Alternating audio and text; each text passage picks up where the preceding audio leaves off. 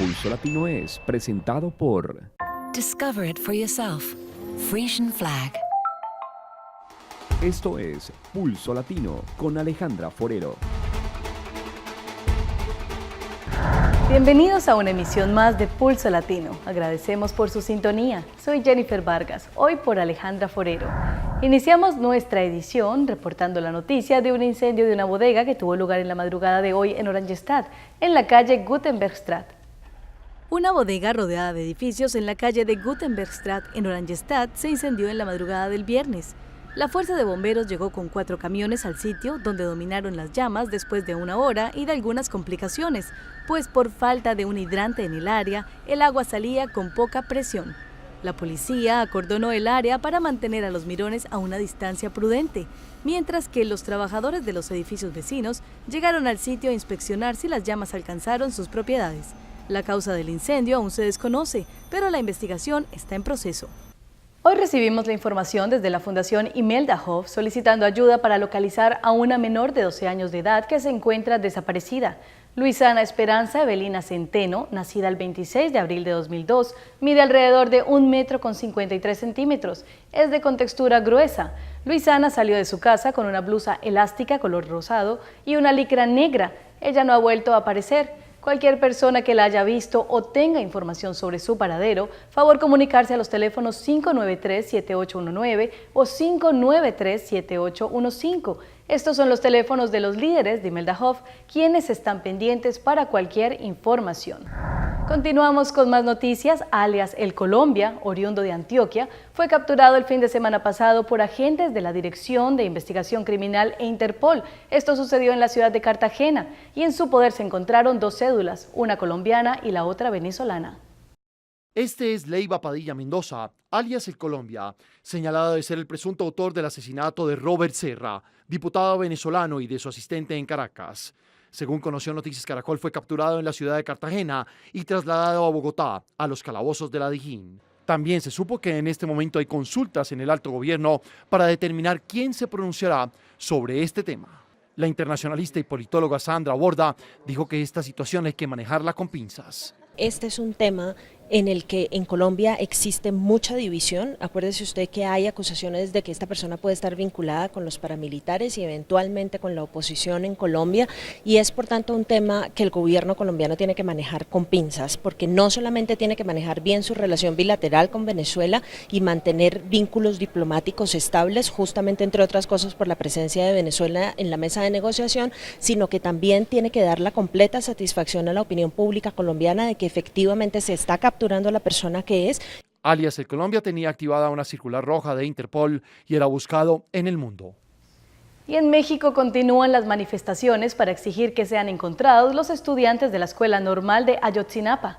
Estudiantes y padres de familia exigen al gobierno de Enrique Peña Nieto una investigación más eficaz y que se preocupe realmente por encontrar a los 43 jóvenes y a todos los demás desaparecidos. Un verdadero movimiento se ha constituido en México tras la desaparición de los 43 estudiantes en el estado de Guerrero hace más de un mes, para reclamarle al gobierno acciones eficaces e inmediatas para encontrarlos, sean vivos o muertos. Durante la mañana hubo manifestaciones y llegaron afuera de las instalaciones de la Procuraduría General de Justicia. Sin embargo, pasado el mediodía, un grupo de personas con los rostros cubiertos lanzaron botellas contra la fachada de la dependencia. En Ecuador, la nulidad matrimonial atrae la atención de los católicos, tras el pedido del Papa Francisco de reducir el tiempo para entregar una resolución. En la diócesis de Guayaquil, por ejemplo, se analizan 38 casos y pese a que oficialmente el trámite debería durar 1 año y medio, este periodo no siempre se cumple. Carolina Pilco nos trae el siguiente reportaje. Él es Otto Gómez. Tras decir sí acepto en el altar, pidió la nulidad matrimonial a la Iglesia Católica. Luego de 4 años recibió la respuesta, en la que se aceptaba que el matrimonio celebrado fue inválido. Empecé alrededor del mes de septiembre de 2009 y conseguí la nulidad en el mes de abril del año 2013. La voluntad de Dios y el tiempo de Dios son perfectos, entonces esperemos que esto se dé y que esto se resuelva más rápido que en la actualidad, donde los procesos toman pues un tiempo bastante largo. El Papa Francisco se refirió a este procedimiento.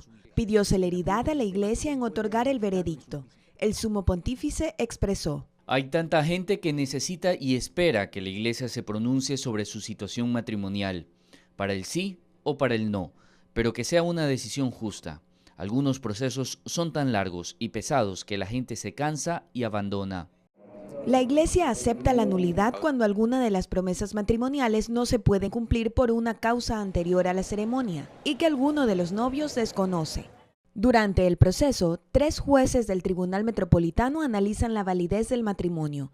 Además actúan el defensor del vínculo, quien argumenta a favor de la unión, el solicitante de la nulidad y su cónyuge. Una vez emitido el fallo, pasa al Tribunal de Apelaciones de la Conferencia Episcopal Ecuatoriana, en Quito. Si este coincide con la sentencia, se acaba el trámite. Si no, el proceso va hacia el Tribunal de Apelaciones de Roma, donde emitirán una decisión inapelable.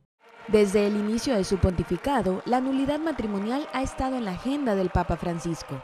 El arzobispo de Guayaquil, Antonio Arregui, amplía la visión del sumo pontífice. Lo que el Papa ha notado es que debe de haber muchos casos de nulidad matrimonial porque en las circunstancias actuales muchos jóvenes se casan hasta ver si funciona. Otro de los posibles cambios es la gratuidad del trámite, una propuesta fruto del Sínodo Extraordinario sobre la Familia, celebrado en octubre pasado en el Vaticano. La Dirección Nacional de Control de Drogas de República Dominicana decomisó 72 paquetes presumiblemente de cocaína o heroína. Esto sucedió dentro de un carro en un contenedor que llegó al puerto de Aína en un barco procedente de Panamá. Los cuales estaban escondidos en un falso piso fabricado con un material aislante poliuretano en toda el área del piso del vehículo. Esta red de narcotraficantes se dedicaba a introducir al país cargamentos de droga encaletados en vehículos dentro de contenedores. El vocero de la institución, Darío Medrano, explicó que los paquetes fueron encontrados en el interior de un carro marca Nissan Sentra del año 2010 de placa panameña, envueltos en fundas plásticas. El portavoz de la Dirección Nacional del Control de Drogas dijo que la incautación se realizó la tarde de este miércoles. Por el hecho van varias personas sospechosas que están siendo investigadas.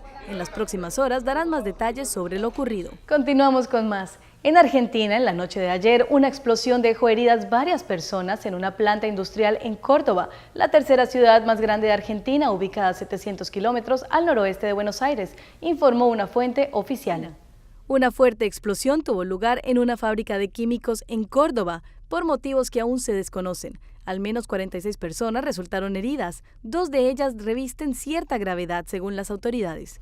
Las autoridades también dijeron que la policía y los bomberos investigan el origen de la explosión que provocó temor por la onda expansiva que rompió vidrios en el barrio residencial aledaño. El establecimiento está ubicado en un barrio industrial, residencial y turístico en el centro norte de la ciudad. En el Pacífico colombiano, un pescador de 47 años, cuya embarcación naufragó el domingo pasado, fue rescatado por la Armada. Otro hombre permanece desaparecido. Aferrado a una tapa de icopor permaneció por 2 días este hombre, que naufragó en el Océano Pacífico a unas 22 millas náuticas de Buenaventura. Este video muestra el momento en que miembros del buque de ARC Nariño lo rescatan y le brindan los primeros auxilios que le salvaron la vida. Ubicó a una persona en el mar.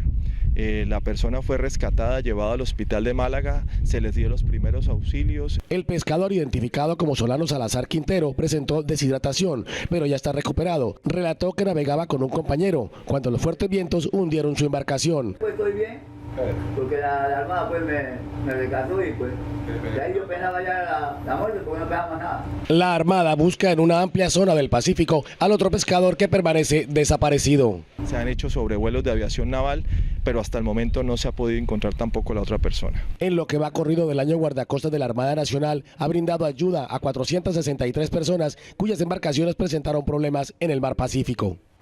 Vamos a un corte comercial, pero ya regresamos con más aquí en Pulso Latino.